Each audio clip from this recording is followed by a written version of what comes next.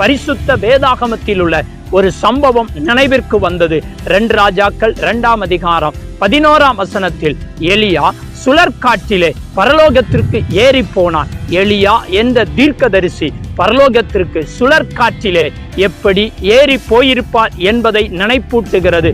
பரிசுத்த வேதாகமத்தை இந்த சம்பவத்தின் மூலம் எளிதில் புரிந்து கொள்ள முடிகிறது. இந்த வீடியோவை நண்பர்களுக்கும் பகிருங்கள். இயேசு உங்களை ஆசீர்வதிப்பாராக. ஆமென்.